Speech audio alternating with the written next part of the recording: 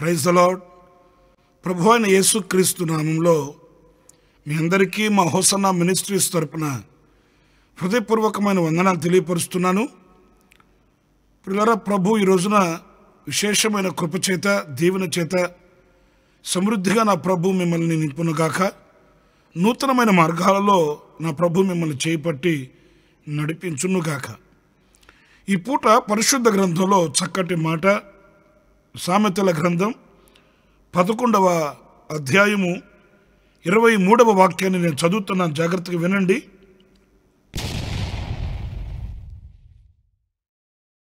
నీతిమంతుల కోరిక ఉత్తమమైనది. పిల్లలు చూడండి, కోరికలు అందరికీ ఉంటాయండి. కోరికలు లేని మనిషి లోకంలో ఎవరు కూడా లేరు. చిన్నవాళ్ళైనా, పెద్దవాళ్ళైనా, పేదవాళ్ళైనా, ధనికులైనా, నరములాడుతున్న ప్రతి నరునికి ఏవో కొన్ని కోరికలు, ఆశలు ఉంటాయండి.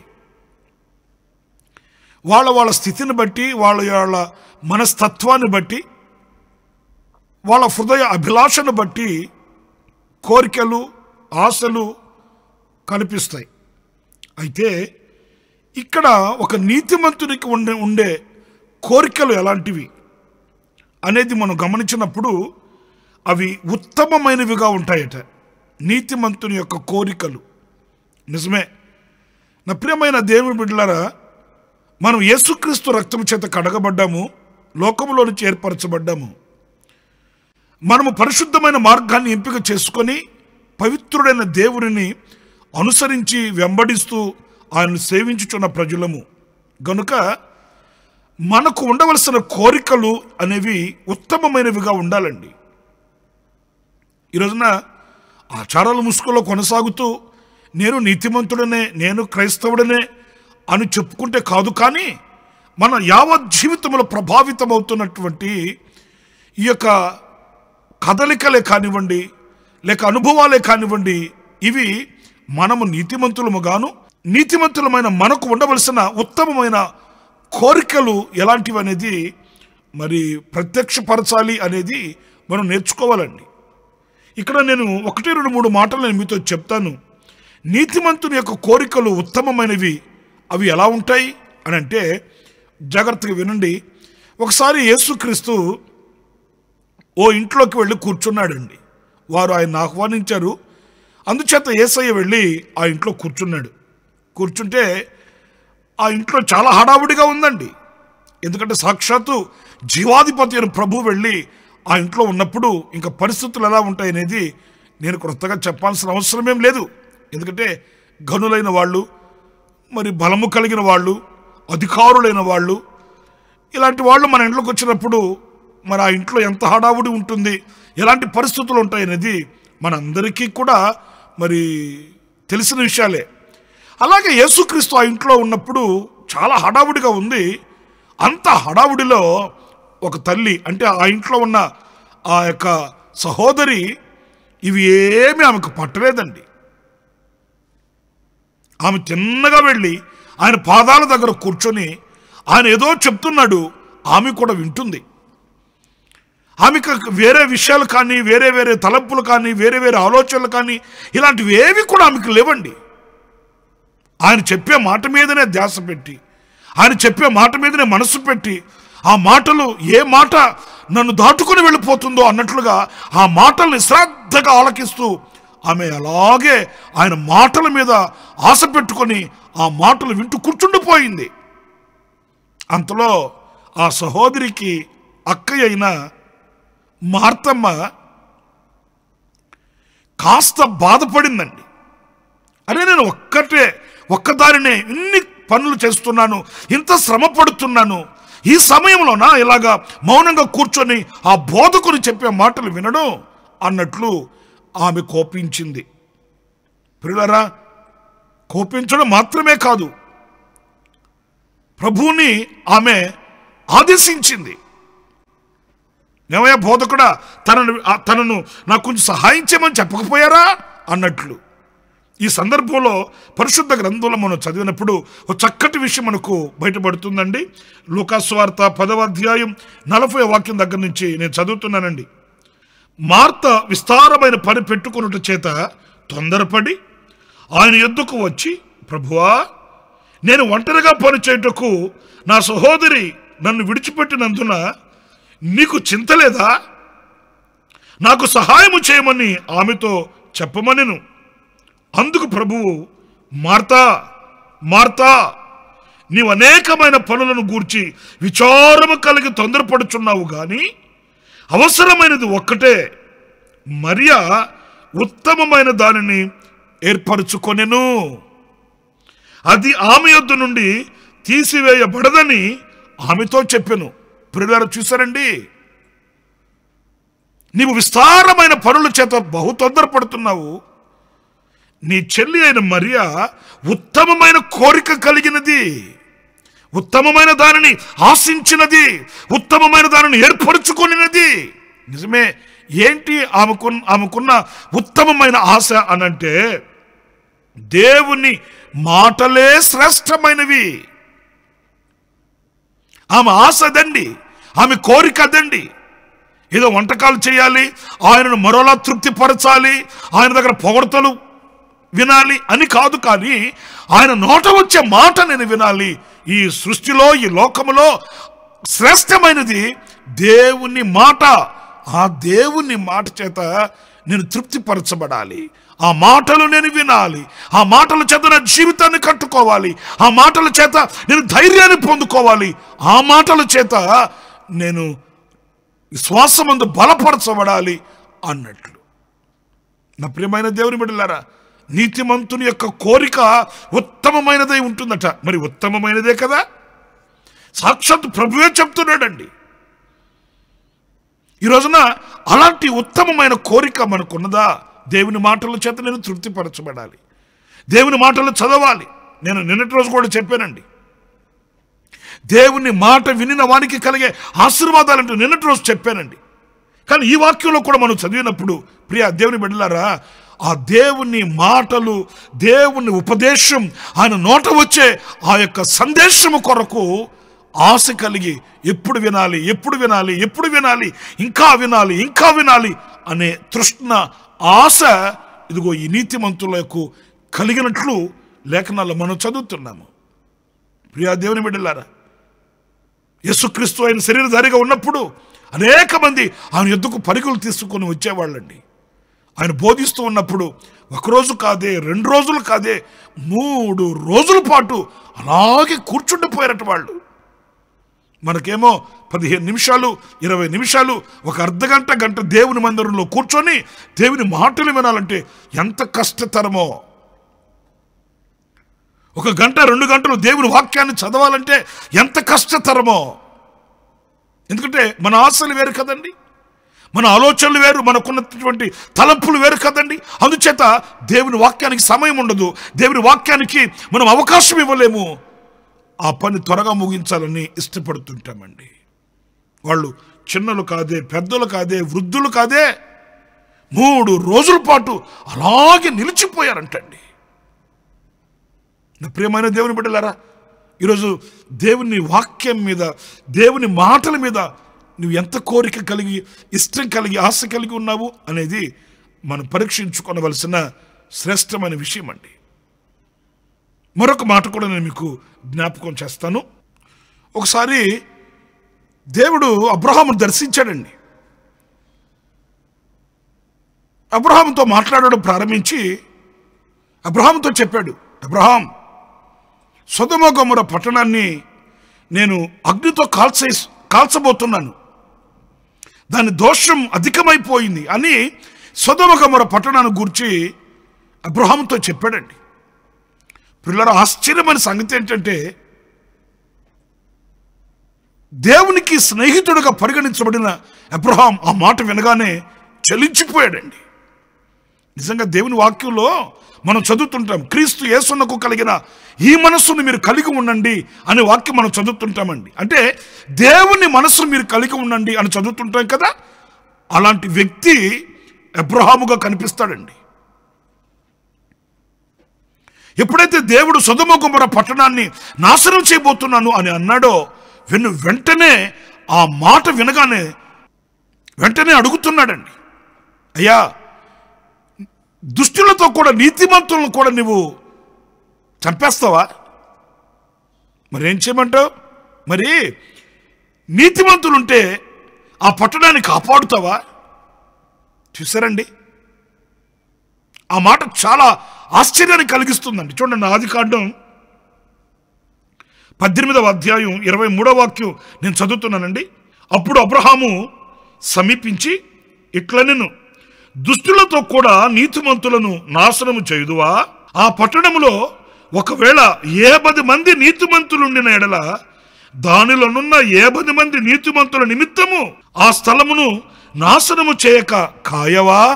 చూసారండి, ప్రియమైన దేవుని బిడ్డలారా, ఈ నీతిమంతుడైన అబ్రహాము యొక్క హృదయంలో ఉన్న ఆశ ఏంటి అనంటే ఆ పట్టణం కాపాడబడాలి, అందులో ప్రజలు కాపాడబడాలి. వాళ్ళు పాపులే అయి ఉండవచ్చు, లేక దుర్మార్గులే అయి ఉండవచ్చు, లేక నీతిమంతులే అయి ఉండవచ్చు. ఇప్పుడు ఆయన హృదయంలో ఉన్న వాంఛ ఏంటంటే ఆ పట్టణము కాపాడబడాలి. ప్రియులరా, నీతిమంతుల యొక్క కోరిక ఉత్తమమైనదై ఉంటుందండి. ఒకరిని నాశనం చేయాలని కానీ, ఒకరు నాశనమైపోవాలని కానీ, ఒకరికి హాని కలగాలని కానీ, లేదా తనకంటే ఘనమైన వాళ్ళు ఎవరు ఉండకూడదని కానీ, ఇలాంటి ఆలోచనలు, ఆశలు నీతిమంతులైన వారికి ఉండవండి. ఆయనకున్న ఆశ ఏంటంటే ఆ పట్టణం కాపాడబడాలి. నీతిమంతులు ఆ పట్టణంలో ఉన్నారు. ఆ నీతిమంతుల యొక్క కుటుంబాలు, ఆ నీతిమంతుల యొక్క వ్యక్తిగత జీవితాలు కాపాడబడాలని గోజారుతున్నాడు, బతిమాలుతున్నాడు. ఆయనను విన్నపించుకొని సాహసించి ముందుకు వెళుతున్నాడండి. ప్రియులారా, ఈరోజు మనం కూడా బ్రతికి బట్టగట్టి ఈరోజు సజీవులుగా ఉన్నామంటే నీతిమంతులైన వాళ్ళు ఎందరో మన కొరకు విజ్ఞాపన చేయుచున్నారు. నీతిమంతులైన వారి యొక్క ప్రార్థనలు మనకు ఎంతో ప్రాకారాలుగా నిలిచి ఉన్నాయి. మరి మనము నీతిమంతులమైనప్పుడు మనము అనేకుల కొరకు ప్రార్థించి, మనం అనేకుల క్షేమము కొరకు అర్జించి, మనము కూడా మరి మన ద్వారా అనేక మంది కాపాడబడాలి అనే ఆశ మనకు కలగాలండి. ఈరోజు నేను అనకూడదు కానీ కుటుంబాలు గల్లంతైపోతున్న ఈరోజున కుటుంబంలో ఉన్న వాళ్ళకి పట్టట్లేదండి. కడుపును పుట్టిన బిడ్డలు గల్లంతైపోతున్న తల్లిదండ్రులైన వాళ్ళకి చింతాకంత కూడా బాధ ఉండట్లేదండి, క్షేమ కుట్టినట్టు కూడా ఉండట్లేదండి. కుటుంబాలు కుప్పకూలిపోయిన, వ్యవస్థలు పాడైపోయిన ప్రియమైన దేవుని బిడ్డలారా, కుటుంబీకులు చెట్టుకొకరై పుట్టుకొకరై అయిపోయినప్పటికీ వాళ్ళకి ఎలాంటి బాధ కల్పించట్లేదండి. అంతేకాదు, మన దేశం, మన రాష్ట్రం, మన ప్రాంతాలని నా ప్రియమైన దేవుని బిడ్డలారా ఒక్కసారి దృష్టించి, అయ్యో నేను దేవుని సన్నిధిలో మొరపెట్టాలి, దేవుని సన్నిధిలో కన్నీళ్లు కార్చాలి, ప్రభుని పశ్చాత్తాప్తులమై వేడుకోవాలన్న అభిలాష కలగట్లేదండి. నలుగురికి జరిగిందే నాకు జరుగుతుంది, వాళ్ళకయిందే నాకు అవుతుంది, అంతేగాని నాకు ప్రత్యేకంగా నాకు ఒక్కడికే ఏమైనా అవుతుంది ఏంటి? ఇదిగో ఇలాంటి నిర్లక్ష్య స్వభావం నా ప్రియమైన సహోదర సహోదరులారా, ఆనాడు అబ్రహాం నీతిమంతుడు విజ్ఞాపన చేశాడు. అతని ఆశ విజ్ఞాపన ఎలాంటిది అనంటే పట్టణము కాపాడబడాలి, ప్రజలు కాపాడబడాలి, కుటుంబాలు కాపాడబడాలి, నీతిమంతులైన వాళ్ళు వర్ధిల్లాలి, నీతిమంతుల కుటుంబాలు సురక్షితంగా ఉండాలి అని ఒక విశాలమైన మనస్సు కలిగినటువంటి వ్యక్తి, అలాంటి ఆశ కలిగిన వ్యక్తి అబ్రహాం అండి. మరి ఈరోజున మన పరిస్థితి ఎలా ఉంది? ఎలాంటి కోరికలు, ఎలాంటి ఆశలు కలిగి ఉన్నాము అనేది మన ప్రశ్న వేసుకునవలసిన ఆవశ్యకత ఎంతైనా కూడా ఉంది. చివరిగా మరొక మాట నేను మీతో చెప్తానండి. అదేంటంటే, దావీదును చంపాలని సౌలు పలు ప్రయత్నాలు, పోనీ దావీదు సౌలుకు చేసిన కీడేమైనా ఉందంటే మచ్చుకైనా కనిపించదు. దావీదు సౌలుకి అన్ని విధాలుగా మేలే చేస్తూ వచ్చాడండి. అయినా కూడా ఎందుకో మరి ఈ దావీదు అంటే సౌలుకి ఈర్ష్య. సరే, ఒకసారి జీపు అరణ్యములో ఉన్నాడని సౌలుకు వర్తమానం వచ్చింది. ఇంకా వెతకడం ప్రారంభించాడు. క్లుప్తంగా ఒక మాట చెప్తానండి. వెతకడం అనేది ప్రక్కన పెడితే వెతికి వెతికి వెతికి అలసిపోయి ఒక చోట నిద్రపోయాడు సౌలు. అలాంత దూరాన దావీదు చూశాడు. దావీదుతో ఉన్న వాళ్ళని అడిగాడు, రే మీరు ఎవరైనా నాతో వస్తారా అలా అని. అప్పుడు అభిషయ్ అనే అతను దావీదుతో వస్తానంటే కలిసి వెళ్ళారండి. తిన్నగా వెళ్ళి చూస్తే సౌలు గాఢ నిద్రలో ఉన్నాడు. ఎందుకంటే పాపం అలసిపోయాడు. అనవసరమైన కార్యక్రమాలు సిన్సియర్గా చేస్తాడు ఈ సౌలు. వెతికి వెతికి వెతికి అలసిపోయి గాఢ నిద్రలో ఉన్నాడండి. ఇక సౌలుతో ఉన్న వాళ్ళందరూ కూడా అలసిపోయి నిద్రలో ఉన్నారు. దావీదు ఏం చేశాడు, బాగా చూశాడు. అభిషయ్ అన్నాడు, నీ శత్రువు ఈరోజు నీ చేతికి దొరికిపోయాడు గనుక ఈ రోజున సౌలు మట్టు కనిపించేస్తాం అట్లంటే దావీదు అన్నాడు, రే సౌలు యెహోవా చేత అభిషేకించబడిన వాడు, అతనికి విరోధముగా వెళ్ళి మనము దేవుని ఉగ్రతని తప్పించుకోగలమా? చూసారండి, తనకి హాని తలపెట్టిన వానిని కూడా అభినందించడం. ఎందుకంటే దావీదు మనసులో ఒక మాట, అదేంటంటే ఇతడు యెహోవా చేత అభిషేకించబడిన వాడు, యెహోవా చేత ఒక నాయకునిగా మాకివ్వబడిన వాడు, ఈ నాయకుడు కాపాడబడాలి. యెహోవా చేత ఏర్పరచబడిన నాయకుడు ఇతను, ఈ నాయకుడు కాపాడబడాలి అనే ధోరణి అండి. అంతలో ఆ ఈట నీళ్ళ బుడ్డి తీసుకొని వెళ్ళిపోయారండి. అల్లంత దూరంకి వెళ్ళి ఒక కొండ మీదకి ఎక్కి దావీదు కేక వేస్తాడు. కేక వేసి, ప్రియులరా మనం గనక సమూయేలు రాసిన మొదటి గ్రంథం 26వ అధ్యాయం 13వ వాక్యం దగ్గర నుంచి నేను చదువుతున్నానండి. తర్వాత దావీదు అవతలకు పోయి దూరముగా ఉన్న కొండ మీద నిలిచి ఉభయుల మధ్యను చాలా ఎడముండగా జనులను నేరు కుమారుడైన అబ్నేరు వినునట్లు, అబ్నేరు నీవు మాట్లాడవా అని కేకవేయగా అబ్నేరు కేకవేసి రాజును నిద్రలేపు నీవెవడవని అడిగను. అందుకు దావీదు, నీవు మగవాడవు కావా? ఇశ్రాయేలులలో నీ వంటి వాడెవడు? నీకు యజమానుడునకు రాజునకు నీవెందుకు కాపు కాయకపోతివి? చూసారండి, ఇంకా మరి ఈ వాక్యాలన్నీ చదువుకుంటూ వస్తే ఈ అబ్నేర్తో దావీదు అంటాడు, నీ యజమానుని నీ నాయకుని నువ్వు ఎందుకు కాపు కాయకపోయావు? ఏదైనా హాని కలిగితే ఏంటి? మీరంతా ఎందుకున్నారు సౌలు చుట్టూ? నీ నాయకుని నీలబుడ్డి ఈట ఏమైంది? నీవు నిశ్చయముగా శిక్షకు పాత్రుడవు, నిశ్చయముగా నువ్వు మరణమునకు పాత్రుడవు, నిన్ను శిక్షించాలి అని మందలిస్తాడు. అంటే ఈ వాక్యంలో నేను చెప్పాలనుకున్న మాట ఏంటంటే, నీతిమంతుడైన దావీదు హృదయంలో ఉన్న కోరిక చూడండి. నాయకుడు కాపాడబడాలి. దేవుడు నాకు ఇచ్చిన అధికారిగా ఉన్నవాడు, నాయకుడిగా ఉన్నవాడు, రాజుగా ఉన్నవాడు కాపాడబడాలి, కాపాడబడాలి. నా ప్రియమైన దేవుని బిడ్డలారా, అందుకే వాక్యం అంటుంది నీతిమంతుని కోరిక ఉత్తమమైనదై ఉంటుంది. చూడండి, వాస్తవంగా దావీదు ఏమనాలంటే, దొరికాడా సౌలు? ఏ సైడ్ రా, ఈ రోజుతో మనకు చీకటి దినాలు ముగించబడతాయి, రేపటి నుంచి స్వతంత్రంగా మనం తిరగచ్చు, బ్రతకచ్చు అని ఉండాలి. కానీ దావీదు కోరిక అది కాదు. యెహోవా చేత అభిషేకించబడిన ఆ నాయకుడు కాపాడబడాలని అహర్నిశలు శ్రమపడ్డాడు. అందుకే నా ప్రియ సహోదరులారా, దావీదు వెళ్ళిన స్థలములన్నిటిలో యెహోవా అతనిని కాపాడుతూ వచ్చాడండి. నిజమే, మనము అనేకులకు మేలు కలగాలని యోచించిన వారమైతే దేవుడు మనకు మేలు చేస్తాడండి. అనేకుల కుటుంబాలు కట్టబడాలని మనం ప్రార్థించిన వారమైతే మన కుటుంబాన్ని దేవుడు కడతాడండి. హాని తలపెట్టిన వారిని సహితం క్షేమముగా ఉండాలని మనసులో ఆశ కలిగిన వారమైతే సర్వశక్తి కలిగిన దేవుడు మనల్ని క్షేమకరమైన మార్గాలలో నడిపిస్తాడు. దావీదు చరిత్ర చెబుతుంది సత్యం. సౌలుని కాపాడుకోవాలని దావీదు ఆశపడ్డాడు, దావీదును కాపాడుకోవాలని దేవుడు ఆశపడ్డాడండి. నీతిమంతుని యొక్క ఆశ ఉత్తమమైనదై ఉంటుంది.